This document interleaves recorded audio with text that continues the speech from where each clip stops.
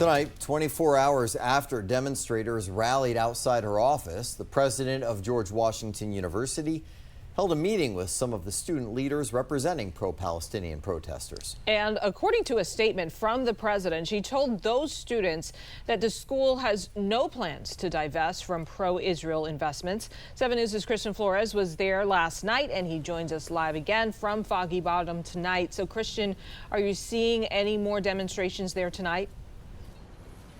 A total 180 from last night. Not a single protester out in front of the university president's office. Just 24 hours ago, we were giving you live reports out here where protesters had blocked off F Street, even setting up tents. Now, despite some of these protesters meeting with the university president earlier today, we could still expect some demonstrations down the line. Today, we finally started that conversation. It was not sufficient, and it will not be until we achieve all of our demands. Protesters not satisfied after their first meeting with George Washington University President Ellen Granberg.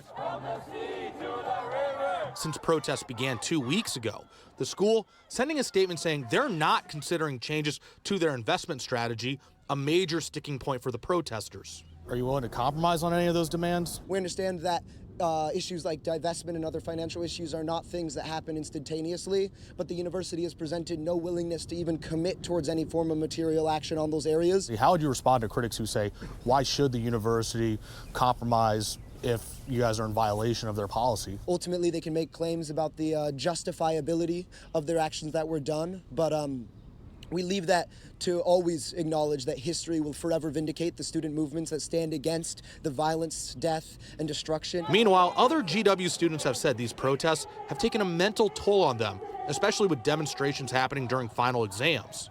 I think that there was a lot of tension between the students in the administration, the students in the city. And I just don't think that, I don't think that it allowed a good environment, a comfortable environment for us to kind of do the best we can. How do you respond to other students on campus who may not even be counter-protesters say this has taken a mental toll on them? I have yet to hear about that, but we'd be more than happy to talk with those students. Despite the discussion with GW leaders, protesters say they're not going anywhere.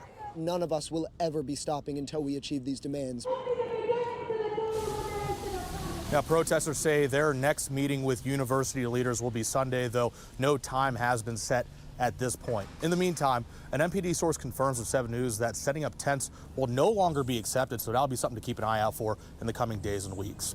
Reporting live at George Washington University, Christian Flores, 7 News.